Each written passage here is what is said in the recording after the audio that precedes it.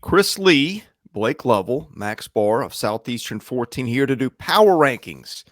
After the first SEC on SEC games this weekend, our power rankings brought to you by BetOnline. With NFL playoffs right around the corner and the NBA season in full swing, BetOnline has you covered with all the up-to-the-second odds, news, and scores with additional odds, lines, trends, and info on both desktop and mobile. You can access the world's best wagering information anytime. Head there today to get in on the action and see our updated odds. Remember to use promo code BELIEVE, that is BLEAV, to get your 50% welcome bonus on your first deposit. BetOnline when the game starts. Speaking of Believe, they're our audio partners, so if you ever just want to listen to the audio version of this, you can get that there. All right, power rankings. We start at the bottom where the bottom team has been our bottom team for the while. That is Vanderbilt. Let's say a couple nice things about Vanderbilt. Vanderbilt took Alabama to within 3 points, in which I thought was a horrible matchup. I will also say there's a little bit of evidence if you look at Ken Palm's profile for Vanderbilt. The Commodores have been a little bit unlucky. If you look at the 3-point percentages and free throw percentages against them, Vanderbilt has ranked, I think, in the bottom 10 of the entire country there. Now, look, do I think Vanderbilt is a bad team? Yeah, I do. Is Vanderbilt also a little bit unlucky? I think that can also be true, Blake. Yeah, I think it'd also be true that they're getting better. Yep. And I think that's very clear over the past 3 games. So, not a lot of teams have went to Memphis and lost by 2. Not a lot of teams have, lost to Alabama by 3.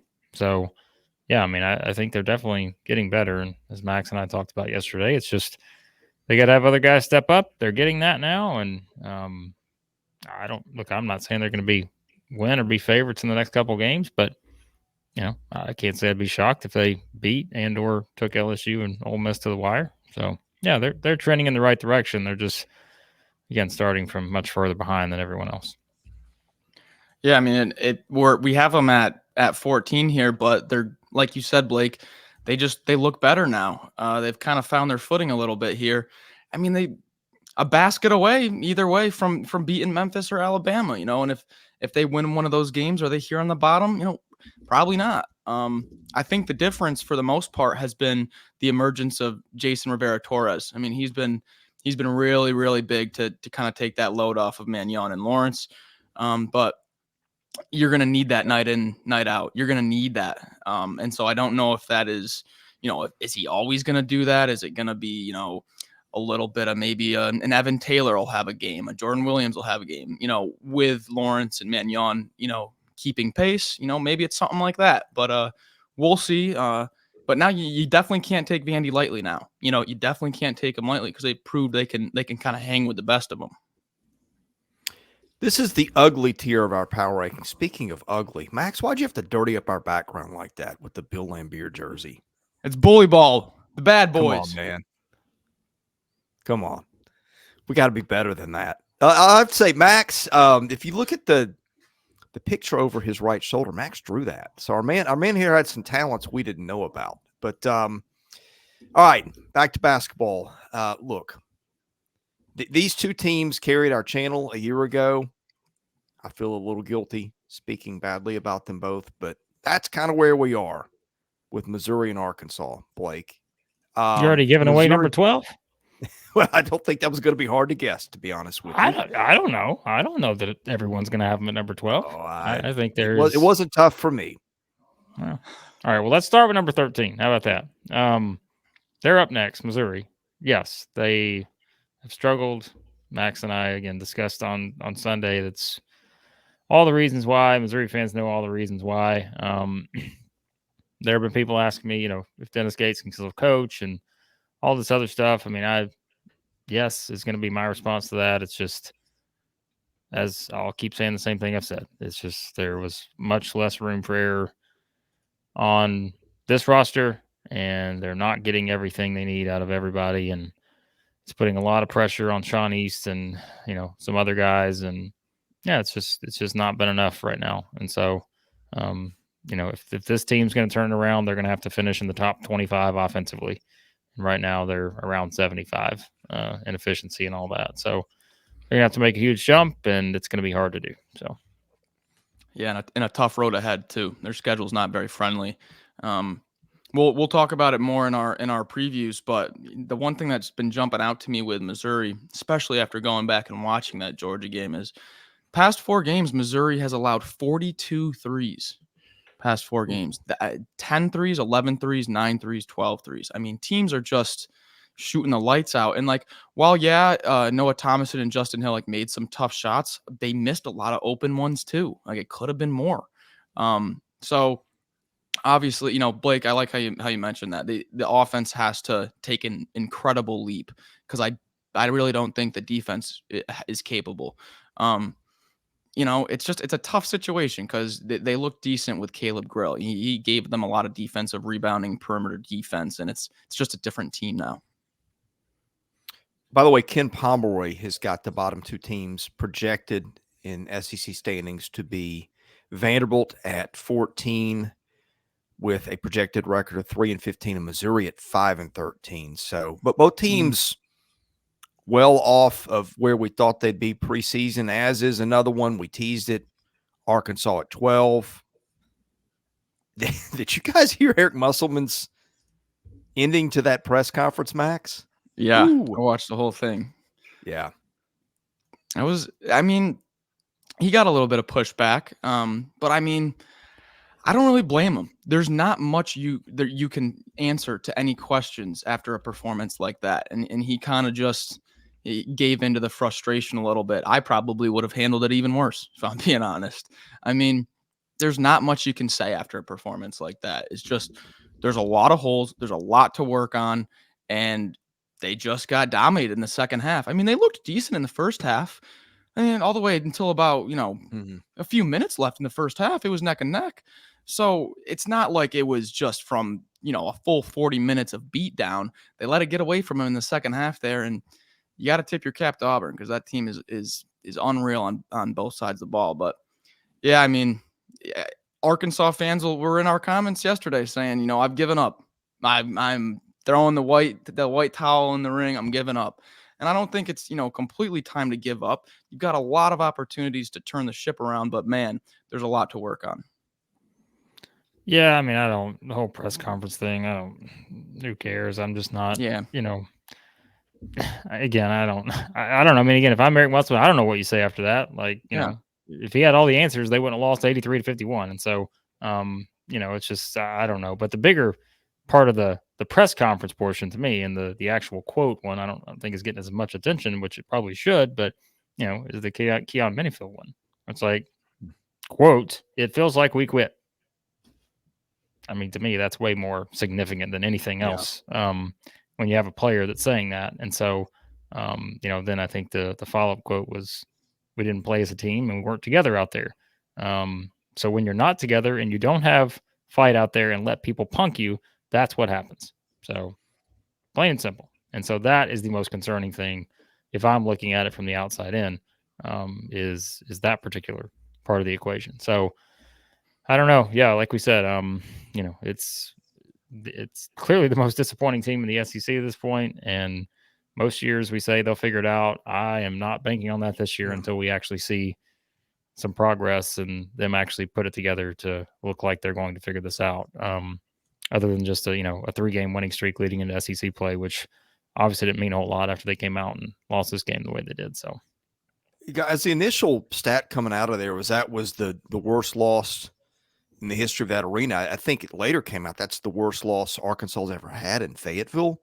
And Blake, I agree with you. The thing I've wondered about Eric Musselman, okay, he pieces a team together every year of guys that have played a lot other places. Like Jalen Graham's an example. Jalen Graham 2 years ago came to Arkansas. He was a second-team All-Pac-12 guy at Arizona State. You see this a lot in the SEC. You see some at Missouri. Guys that are used to playing a lot aren't playing a lot. And he brought in a lot of guys that played a lot last year. Now, he's always been able to make that work, but you do wonder at some point, it's a different day and age of college basketball, as we know. How do you hold that together? How do you keep everybody happy? And I'm with you. I think that "we quit" comment to me is very concerning. Well, I think the bigger thing now is like everybody's dealing with this, not just Eric Musselman anymore. Yeah. Or at the beginning, he was the one that was always, I'm sure other coaches were probably trying to figure it out from him because he was the one that kind of felt like started the whole transfer portal boom in the way he was building his roster. And now it's like everybody faces that issue every season. And that's the thing, right? If you're doing a percentage right now, percentage-wise, he's hitting a much higher percentage than most coaches are. This year, though, that seems to be debatable whether this year he's going to reach the percentage he has in recent years. Because more often than not, he seems to hit pretty well in terms of building the roster and putting the pieces in place. Again, even if every single season there has been a frustrating stretch for Arkansas basketball. But the difference is it has not been to this extent, and you've never seen a game like this as you just saw against Auburn. And so that automatically raises the concerns. And like I said, I think the Keon Metafield quote raises some concerns. So yeah, like go beyond the end of the press conference and all that. And to me, that's nothing compared to the actual, what's going on. And sure, he's going to have to figure it out, and he's going to have to, answer hard questions if this continues, because yeah, this is just unacceptable for Arkansas basketball fans, and quite frankly, a performance like that should be. So now we reach the teams that are feeling a little bit better about themselves portion of the power rankings. Next up, 11 LSU. I got to watch that game, Max, in College Station. It was stunning how much LSU controlled that game. Jordan Wright was just a steadying presence. He and Jalen Cook, between them, have played just a ton of basketball. You got Will Baker in that front court. Hey, LSU has now cracked the top 50 in Ken Palm's adjusted defensive efficiency after ranking 176 there a year ago. Hey, look, they could fall apart. It could crank up later. But I think, Blake, one of the questions we got in our mailbag last week was Matt McMahon hot seat talk. This is a coach who's got his team playing much better after that early stumble against Nicholls State. Yeah, well, it helps to have what I still think is probably their best player back.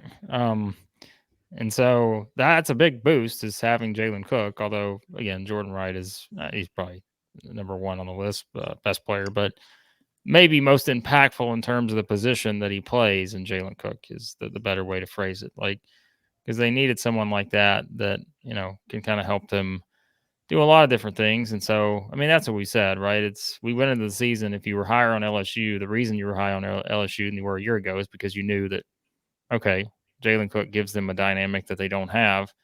And everybody else, you're just kind of banking on potential and translating from other schools. And, again, we felt pretty sure about Jordan Wright, but I'd say it's probably fair to say everybody else felt like a bit of a question mark in terms of exactly the production they would give in the SEC. And so, but yeah, they're putting it together now. And I mean, what do you say? I mean, no one gave them a chance to even win the game. But they go in and win by 15 at A&M. So yeah, they are definitely trending in the right direction without question.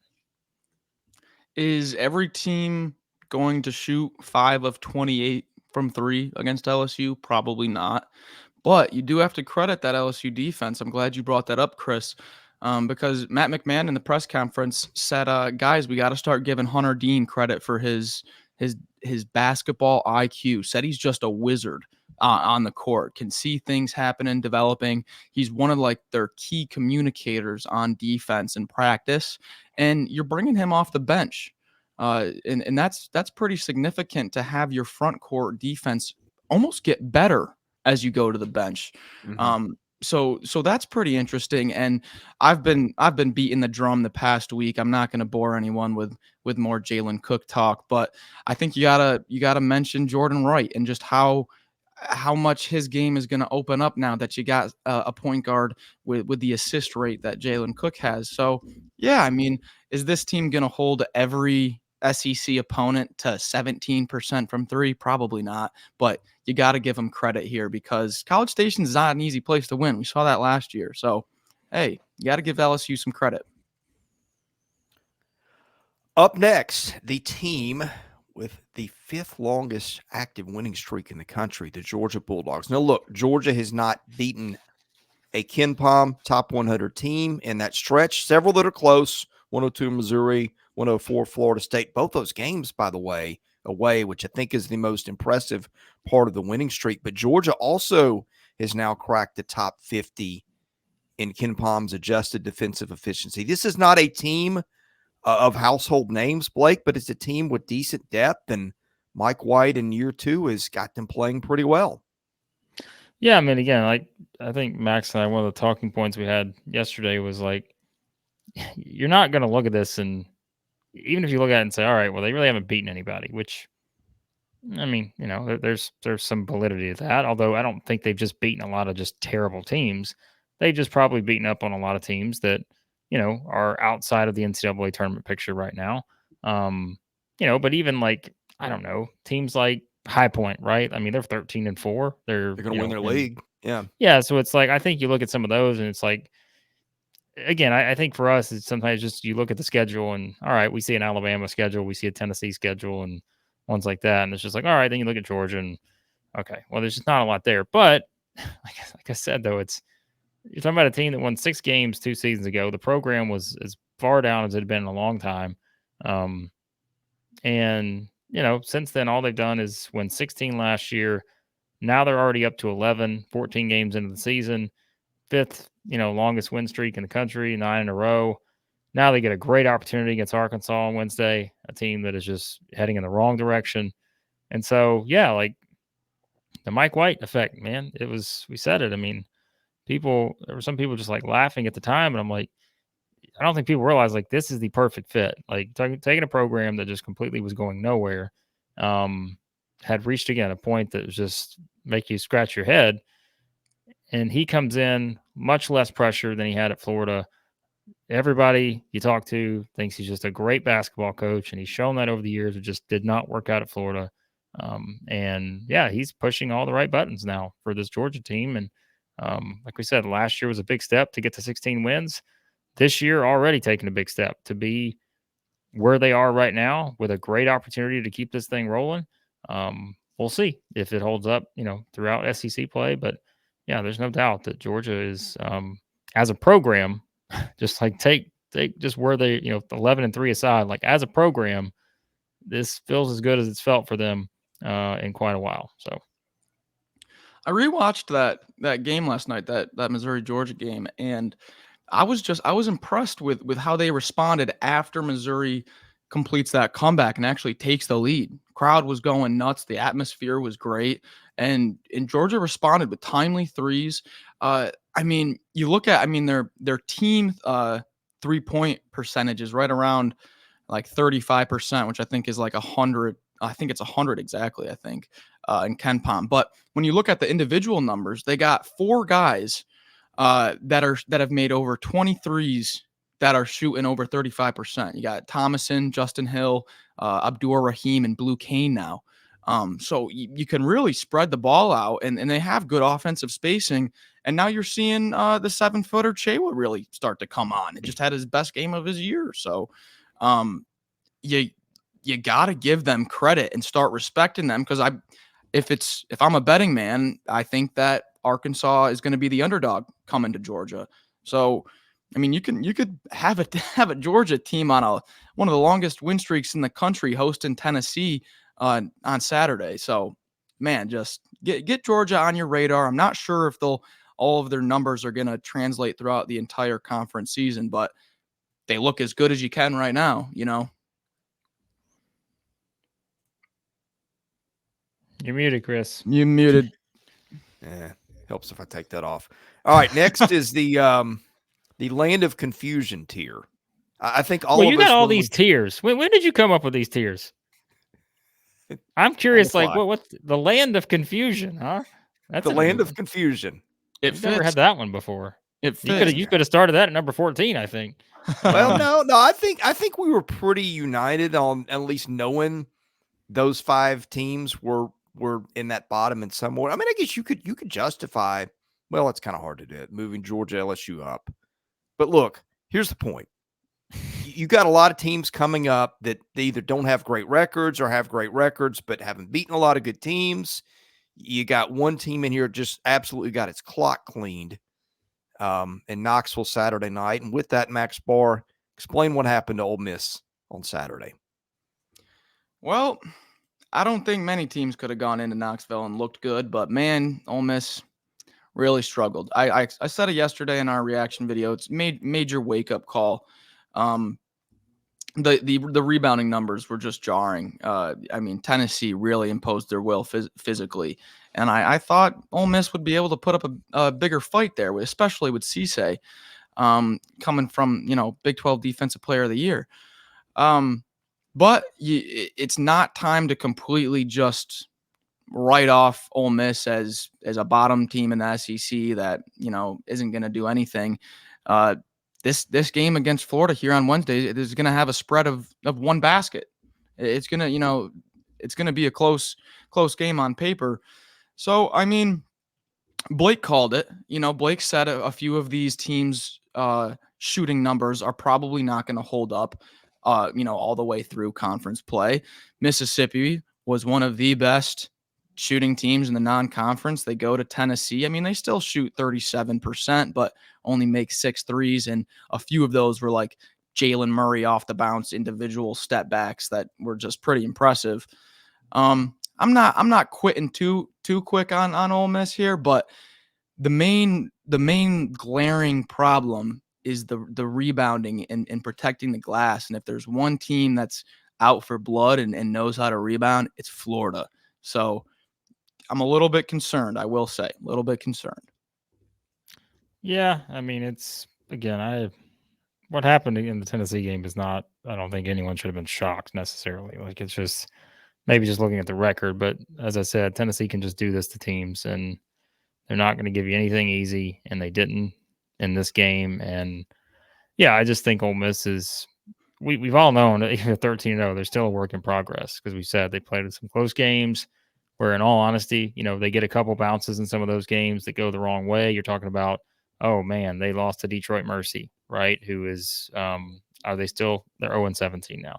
So, you just think about those kind of things. We talk about basketball and the way it works. Sometimes the bounces just go your way. You make your luck here, and they were able to come out on top in some of those close games. But I think that's the thing, right? Even if they had one loss coming in the Tennessee game, like, people are just probably looking at it dramatically different. Like, it wouldn't even matter who it was against. It would just be like, oh yeah, well, they're 12-1.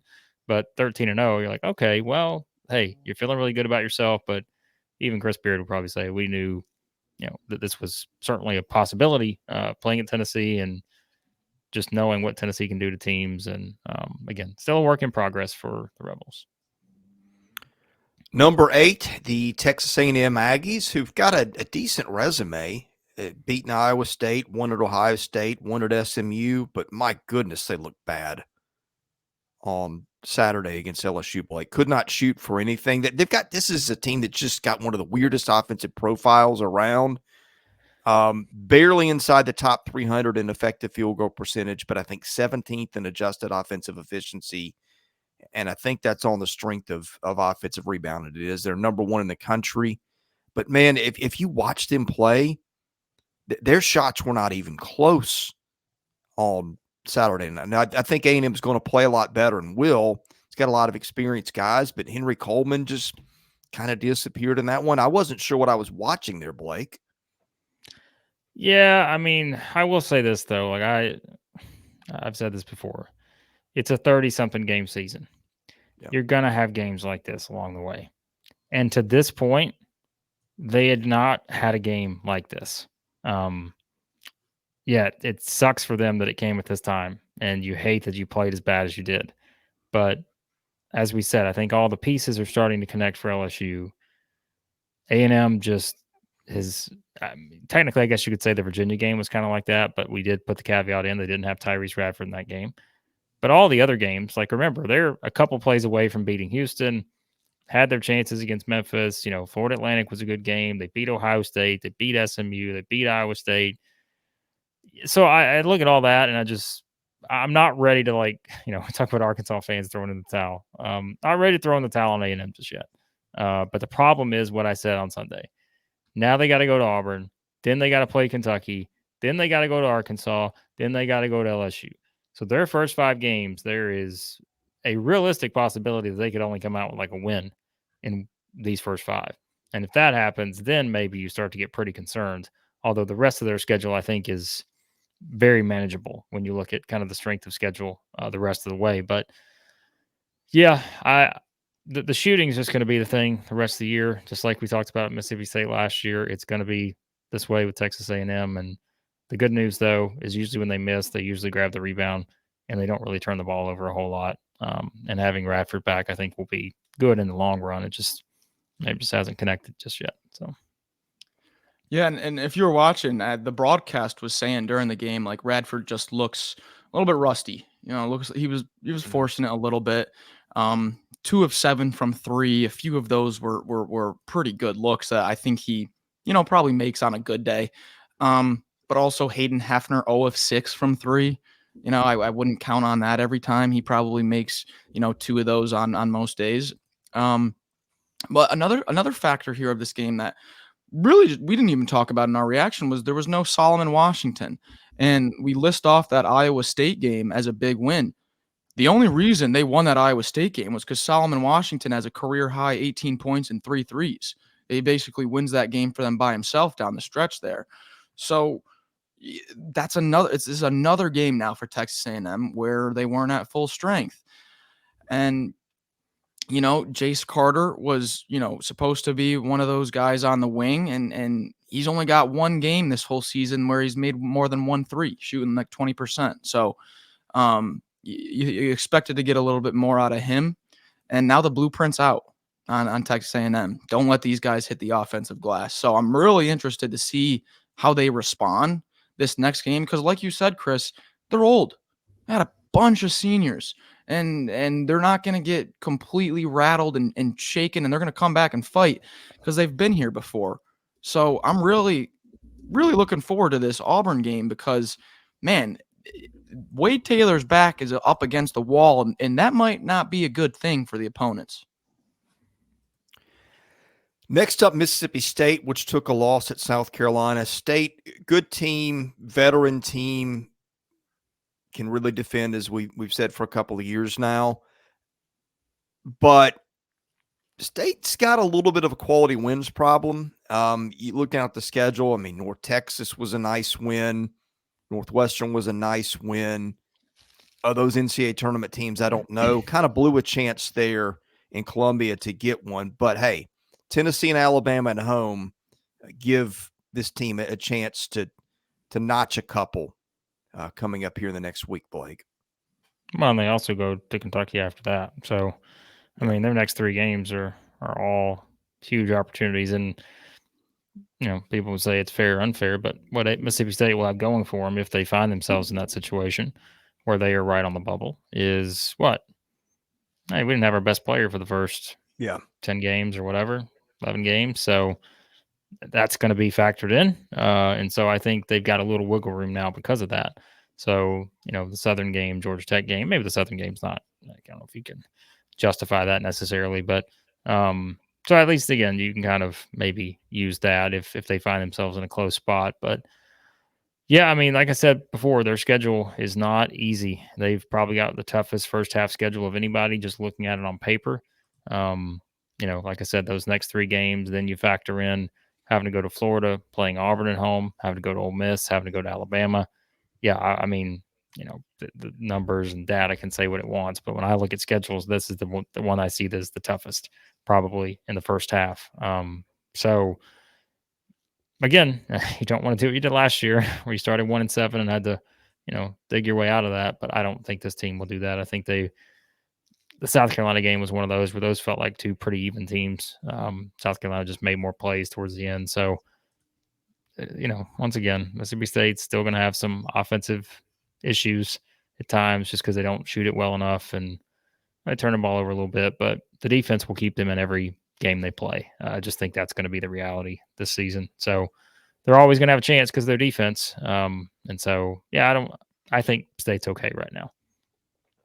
Yeah, I really had a tough time deciding who to rank higher between A&M and Mississippi State. I think they're both in a very similar spot right now. But you look back at that South Carolina game, and Tolu Smith didn't play down the stretch and all those foul trouble. And a few of those fouls I thought were were kind of questionable. Tolu Smith let the refs hear it after the last one. But I mean, you get 20 minutes out of Tolu Smith, you get 30 out of him. Do you win that game? You know, it's all hypotheticals, but same exact thing as Texas A&M, where the blueprint is out in the conference. You know, the team's not going to shoot the ball well. They're going to try to bang it inside, and you got to do what you got to do on the glass. And South Carolina does it. The broadcast was talking about it like crazy during the game, how impressive South Carolina was on the glass. I mean, you out-rebound a Mississippi State team where all they do is out-rebound other teams. So I think you got to, Tolu Smith is a little bit rusty, similar to how Tyrese Radford is a little bit rusty. You only get 19 minutes and 20 minutes in his first 2 games back. So until Tolu Smith gets back to 100%, similar to how I was judging Ziegler too much, I don't want to make that same mistake here and just let him kind of get back. If they win one of these next 2 games, maybe even in both of them, I'll be like, okay, yeah, Tolu Smith is healthy now, and this is what we were expecting from this team. But a lot to be proven here in this next stretch of games because they got a lot of opportunity. Next up at number 6, South Carolina. Did we ever think we'd be talking almost mid-January? South Carolina would have 1 loss, tied for the best record in the SEC overall at 13-1. This is the team right now. If you selected the NCAA tournament, I think the Gamecocks will be in probably a 9 or a 10 seed. Who knows? Maybe an 8. Boy, Lamont Paris tried to warn us in the offseason that we were underselling his team, which was picked 14th to 14 preseason. We got Carolina at 6 here, Max. Unbelievable. I mentioned it in the reaction video, and we tweeted out, is this the new normal in Columbia? And I think our question was answered here. Talon Cooper, I'm going to keep saying it. Although Mac is great and Colin Murray Boyles is coming on so strong as a freshman, Cooper's the difference there. I mean, he only scores 4 points, but he dishes out 7 assists to only 1 turnover. Just a phenomenal game manager. He's not going to let anything get out of his control. This team had their backs against the wall after the first 5 minutes. They were getting bullied physically, and they responded. And I think that just goes to show the quality of this team and how it's not a fluke. It would be one thing if they come out and just make like their first 5 shots and they're playing with the lead the whole time, and Mississippi State isn't a good shooting team and can't get back in the game. No, South Carolina had to claw back in this one and showed a lot of toughness. So my doubts are quickly fading away with this team because they just keep proving me wrong. Yeah, I mean, if you're one of the people who wants to make an argument about why experience matters these days in college basketball, look no further than South Carolina, because there are other teams that have a lot of experience too. But if you want to see what it can do for a team and a program, this is a great example because, you brought in guys who have played a lot. You've got a very old roster, and, like Max said, like you've got guys who've sort of been in these situations before, maybe not in a South Carolina uniform, but elsewhere, and just kind of paying off. And again, we always say it, and we can go back to Arkansas. I hate to do it, but chemistry is always a guessing game when you build a new roster in the transfer portal era. And these guys just got chemistry. I've been saying that for over a month now. Like the connection is there for especially, when you look at all these guys they brought in, the big 4, as I keep calling them, not knocking the other guys on the roster, but the 4 guys that get the most attention, like they just seem to have a great chemistry together. And it's paying off big time. So yeah, Gamecocks deservedly up here in the top half of the league. And if the tournament was played today, they'd safely be in without question. Number 5, the Florida Gators. I think this is the team we all had trouble knowing what to do with. It's kind of hard. Hold on, Chris. Are we still in the land of confusion tier, or are we in something else? Yes. No, this is the land of confusion because. Okay. Well, I think we're Max and I are coming up with something else. I'm not confused at all about anything. Okay. So you guys were solid with Florida at 5. Yeah. Solid. Okay. Look, here's why. Florida's lost 4 games. You got a 1-loss Ole Miss team. You got a 1-loss South Carolina team. Now, look, if you said, let's just line up and take the best team, I think we got the right one here. if you watch the first half of that game, which I did, I didn't get to see much of the second half. The floor was right there with the Kentucky team that we have thought is at or near the top of the league and is a national title contender.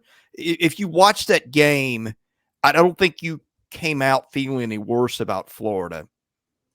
You might look at it if you're just doing this, say, hey, they lost, they should move down. But I think we all feel really good about what Todd Golden's done. And that offensive versatility was really on display in the first half there, Matt, or Blake.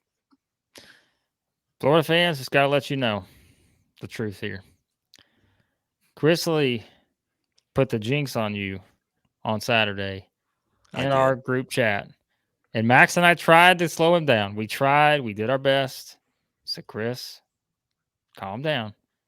Chris was ready to crown you the national. He was ready to go back-to-back again. He thought it was the Billy Donovan era. He was ready to go back-to-back national championships for the Florida Gators. But it was a tale of two halves in terms of the shooting. And Max and I brought that up on Sunday. Like, that was it, where Florida just had a great first half, shot it as well as they did. But I think that shows you what this team is capable of. And again, we've talked about Florida so much this year, and it has kind of been with the idea that, are they going to make that jump? Like, are they going to be able, because the talent's there. We keep saying it. Like, the guard group is fantastic. The talent's there. Can they make the jump? And that first half, and a lot of, not just the first half, like a lot of the game, like, again, that game, it's a 2-point game. Like, they have a chance to win. So let's not act like, they were just terrible in the second half. They weren't.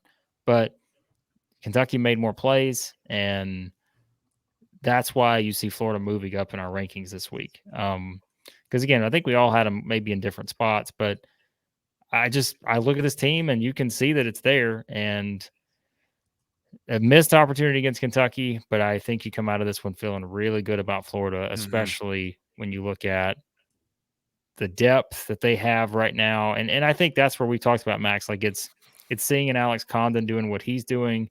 Obviously, you knew Riley Kugel wasn't going to go over, a million or whatever he was before that game. And like we said, what was it? I mean, Tyree Samuel has 3 points. Will Richard has 2 points. And yet you still have a great chance to beat Kentucky. And so the depth's there. The guard plays there. So I think Florida is trending in the right direction.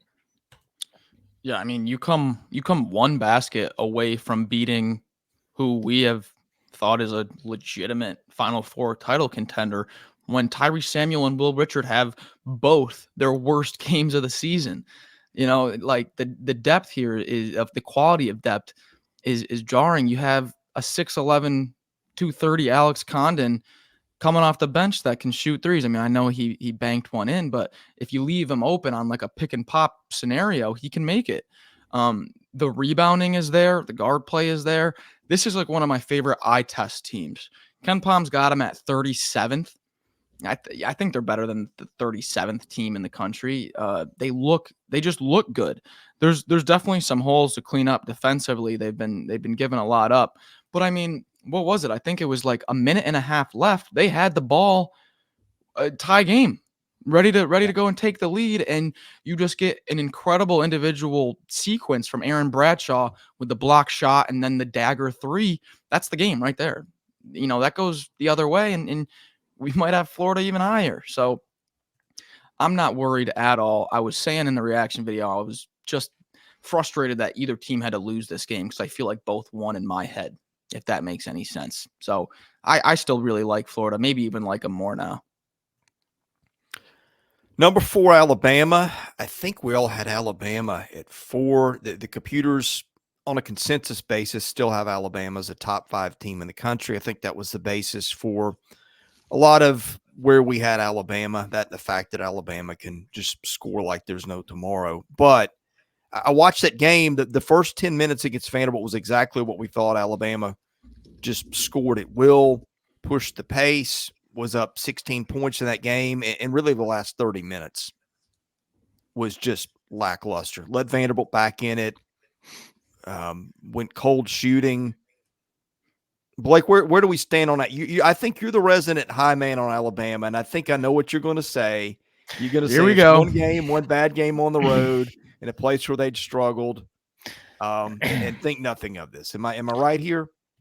78-75, 78-66, 74-72, 77-62, 77-67, 76-75, 71-63, 73-66, 58-54. There is a rule, and I told Max on Sunday there is a law in place that the Alabama Crimson Tide cannot score 80 or more points in Memorial Gymnasium. And so, was this in any way shocking to me? No, it was not. I'm sorry. Like, this was exactly what we said. Like, this was going to be the way this thing played out. If you played this game anywhere else, you could have played this game in the Hoosiers gymnasium. Like, back in, like, this thing would have been completely different. And so, but in all honesty, is it a little bit concerning? That's sure. A bad Vandy team. You give but it's out a Vandy scores team that's getting better. We just talked about this. Okay. Like, yeah. Well, Vandy lost at Memphis by 2 points. I mean, let them know, Blake. How let bad them know. they've been, but I don't know about Memphis anymore either, by the way. I know Vandy's at the bottom of our power, but come on, let's be honest here. I realize how bad Vanderbilt was from November the 7th to December the 19th, but I'm also not going to go back and say this is the same Vanderbilt team that played Presbyterian on November the 7th. It's not. It's not the same team that played on Western Carolina on December 19th. They are clearly playing better. I don't know how many SEC teams go to Memphis on December the 23rd and lose by 2 points. But Vanderbilt did. And so I just tend to think that this is, look, I told Max yesterday, obviously we know I've been the high man on Alabama. We all get it. Okay. We've had our fun with that. Is it concerning that they only beat Vanderbilt by 3 points? Sure. But again, I just think you have to add the context of this is just the way it's gone. Alabama's had some really good teams, but this is the way it goes in this gym for this team. Like, I don't know why. It is a curse. Like, something is there that someone in Alabama, it may have been Antonio McDyess. Let me tell you why. Back in 1993, 1994, Antonio McDyess comes into this gymnasium, and I'm pretty sure the guy got a technical foul. I don't know. I remember I was at this game, okay? And so maybe that's when it started. I don't know. But I'm just telling you that I think, again, we talk about like with A&M, LSU, all these other ones. You're going to have some of these games. We just saw Alabama beat Liberty by 45 points. That's a good Liberty team. And so it's just, it's conference play. It's opening week of conference play. I'm not jumping off the Alabama bandwagon just yet. My computers are not jumping off either. So you know me. I like to trust in the computers here and think that they know what they're talking about. So, Max, I'll let you speak now, but I just want to make sure that, there'd be no Alabama Crimson Tide slander on this edition of the Power Rankings. You're not going to get any from me. And I've probably been the low man on Alabama. I mean, I quickly realized how good this offense is and started to warm up to them. But I'm not taking anything away from this. I honestly kind of, as a betting man, I kind of like Alabama moving forward because now I think there's going to be great value on them the next 2 games. Because when you watch this game, this was probably the sloppiest offensive performance Alabama's had all season, and they almost scored 80. Mark Sears has his career high turnovers. Him and Estrada combined for 9 turnovers. Guarantee you that's not happening every game. And you look at Vanderbilt and you get a great individual performance from Rivera Torres. He goes 7 of 9 from inside the arc and scores 20 points. I mean, tip your cap to him. He had a good game at home. Nate Oates said right after the game, he said, hey, first off, it's hard to win on the road in this conference. And so be it. Whoever it is, it doesn't matter who it is in this conference because you saw the results. I mean, I think, Chris, you texted us in the group chat, brutal day for home teams. Yeah. And it was opening day. You get some wacky results. Alabama has their sloppiest performance offensively, and they still come away with a win. I'm not off this team at all. I honestly kind of like them a little bit more now because now I feel like more people are going to doubt them, and that's just not a smart thing to do right now. Our man Blake went back to like the George Bush era to defend. No, I did not. To defend Alabama. Yes, you did. I mean, what are you going to do next? Bring Antonio McDyess's grandkids into this? I I didn't just Does he go have back to grandkids? He's old I enough. went back to every game that's been played in that gym between these two teams since I don't even know when. I'm just telling you that every game has been closed for years. And so I'm willing to more bank on that being the fact that that's the reason why this happened, because otherwise, how do we explain anything else, right? Do we think that, I mean, did we watch Alabama play against Purdue and Creighton and those kind of teams? I mean, come on. It happens. Vanderbilt's getting better. Yeah. So come on. Let's get to what people are here for. Let's get to this is where we're going to really make people angry. We got about 10 minutes to do all this. So let's just, I think here's what we should do. I think we should just put them all in one discussion. Okay. Yeah. So let's just have the discussion, and then we're going to reveal, the top three. Let's just put them all in one, because everyone knows we've teased it. Like, these are the top three. Okay. Let's just figure out how we get there. So I'll let you start, Chris. Let you. Well, I don't know where you want to go. I mean, thoughts. Well, just okay. Okay, we've got Tennessee, Auburn, and Kentucky, and to set the stage, Tennessee just obliterated Ole Miss. Auburn scored the biggest win ever in Fayetteville by a road team, and then all Kentucky did was go to Gainesville and beat a team down the stretch that we just spent 6 or 7 minutes glowing about. So, I mean, it's throw them in a hat and pick them out as you wish, because I think there's a clear top three. Where we are not clear is what order we should rank them in. Well, I want to start with this.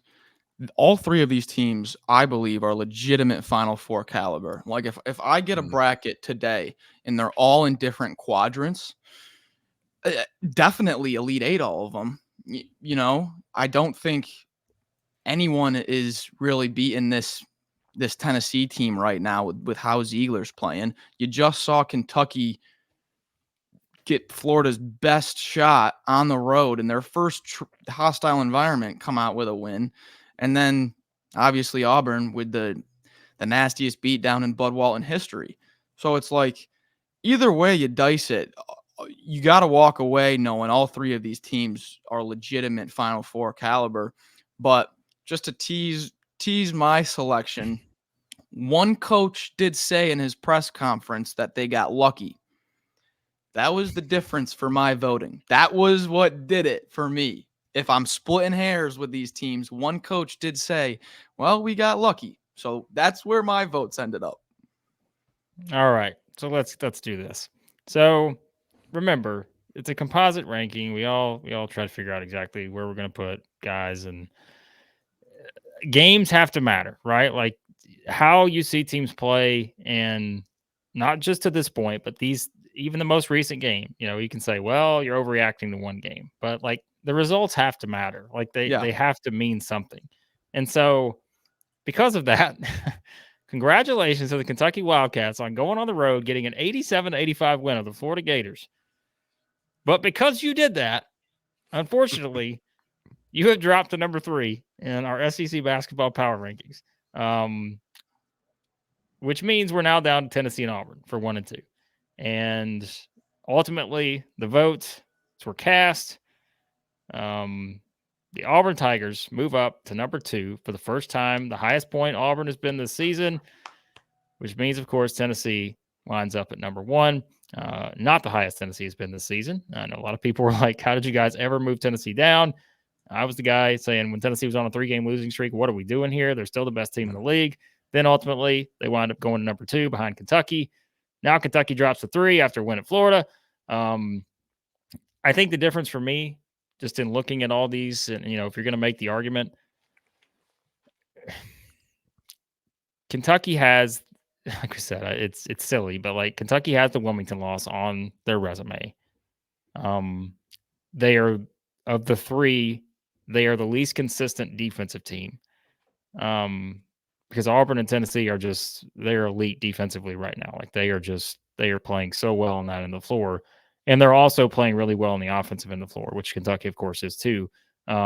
So, yes, I think for this week, I'm not surprised this is the order we wind up in, just because we have kind of gotten to that point now where it's like, okay, again, results have to matter. And if you're looking at the way teams are playing, you're trying to rank them as of today, you put them on a neutral court. I think this is the order if you were betting them, which, Max, if we were putting an odds on these three teams, Tennessee would be favored over the other two. Auburn would probably be favored over Kentucky. And I think that's kind of how it would all shake out. So I'm glad you mentioned the defensive consistency, because that's kind of what's, if there's anything separating them, I would say that's a little bit. But the reason I put Tennessee above Auburn is it's personal opinion. These are power rankings, but I truly believe that Zakai Ziegler was not healthy in November. He was not 100%. I've watched every single second of Tennessee basketball this year, and he didn't even look like a shade of himself in those games. His health right now, if he had that in November, I don't think they lose all three of those games. And what are they in the country right now? 5th, right? If they win one of those games right now, I think they're 3rd in the country. So you're splitting hairs. All right, all Final Four teams, but Tennessee has one little wrinkle where it's like, well, they didn't have Awaka fully healthy in the beginning. They didn't have Ziegler fully healthy in the beginning, and now look what they're doing. So that's kind of just the little bit of separation that I was able to take. It's interesting comparing Auburn and Tennessee. Well, comparing Auburn, Tennessee, Kentucky, the computers all have Kentucky the lowest of the three, I believe. Team rankings has got Auburn about 1/3 of a point ahead of Tennessee.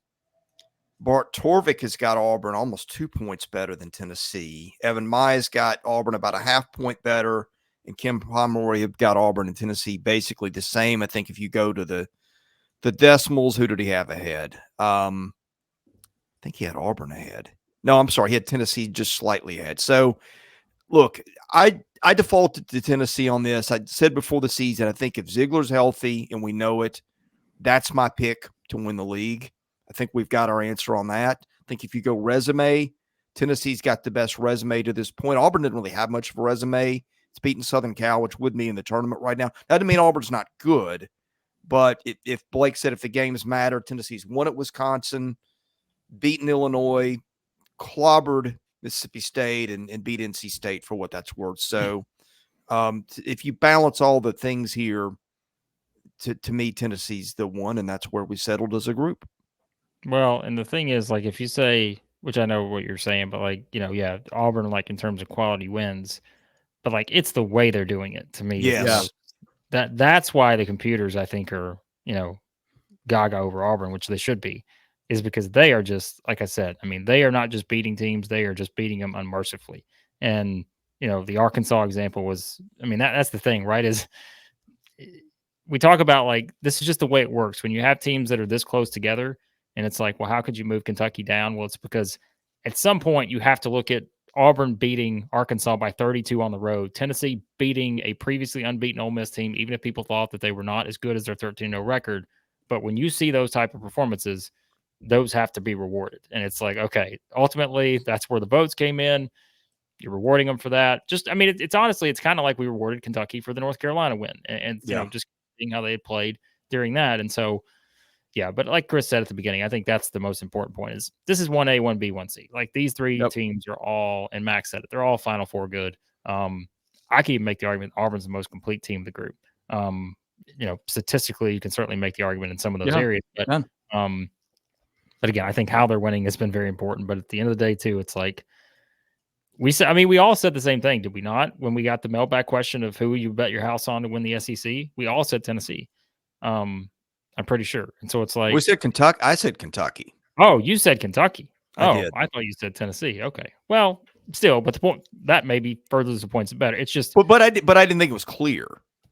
Well, okay. Gotcha. I was curious. I couldn't remember if we all voted the same or not, but yes, these are all three fantastic teams, and we'll see this week. Like, could our order change next week? Very possible, because Tennessee got 2 road games at Mississippi State, at Georgia. Auburn has got A&M at home, which I'm just going to tell you, we'll do our preview. I think that's still tricky. They got LSU at home. Then you got Kentucky, who's got Missouri at home. Then they got to go to Texas A&M. So I wouldn't be surprised if we get a different order next week. One of these teams drops a game somewhere. So, Blake, to your point on Auburn, Auburn's played 2 close games all year. Baylor and Appalachian State lost in both. Appalachian State was on the road. Auburn led that game until late in the season opener. Since that Appalachian State game, December 3rd, nobody has come within 15 points of Auburn. Yeah. Closest was Southern Cal at 16. I think that was the Bronny James debut. If I'm correct on that, you guys might remember better than I would. No, granted, they have not. Yeah, they hadn't played a murderer's row of a schedule, but they have just destroyed everything in their path. Yeah, USC is not very good, just by the way. Yeah. I mean, potential preseason top 25 team by a lot of people, but not there at the moment. So we'll see if that one carries any weight at the end. All right, guys, it's been fun. Really excited for SEC basketball. I was excited before the weekend. I think I'm even more excited after seeing some of the teams that jumped up and surprised us a little bit. I think it's going to be an unpredictable season. I think there's going to be a lot of parity, a lot of good teams, maybe some great ones, and we're here for all of it. Thanks for watching our power rankings. We are Southeastern 14, presented by BetOnline.